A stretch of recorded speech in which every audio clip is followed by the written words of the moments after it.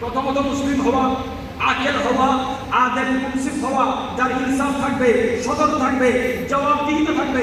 পারস্য সম্রাট বিজয় হয়েছে, সাম্রাজ্য বিজয় হয়েছে, সিংহাসন এসেছে হুজুর পারভেজের হযরতে ফারুক আযম রাদিয়াল্লাহু তাআলা।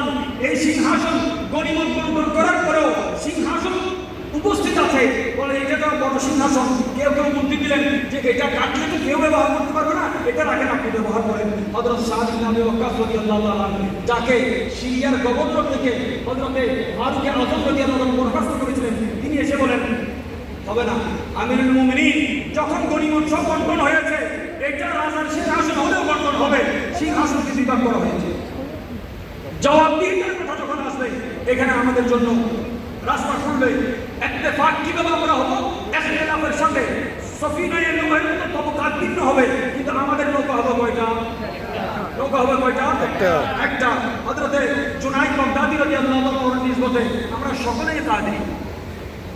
হুজুর গৌসে পাকের মুরিদ হুজুর জুনাইদ বাগদাদী কি বলছেন?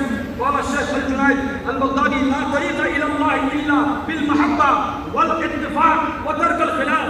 তিনটা বিষয়ের উপর, তিনটা বিষয়ের, তিনটা উসুলের উপর তরিকতের ভিত্তি হচ্ছে আল্লাহর মহব্বতে।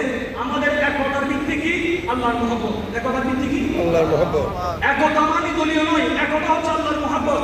মহব্বতে ইলাহি যখন একতা হবে, এই একতা ভাঙার শক্তি কারো নাই। হযরত জুনাইদ বাগদাদী রাদিয়াল্লাহু তাআলা বলছেন আল্লাহর মহব্বত, একত্রিত হওয়া এবং ইখতিলাফ যতই হোক, এটাকে এক পাশে রেখে একই সাফ মে খড়ে হে মাহমুদ আয়াত, না কোই বান্দা রাহা না কোই বান্দা নামাজ।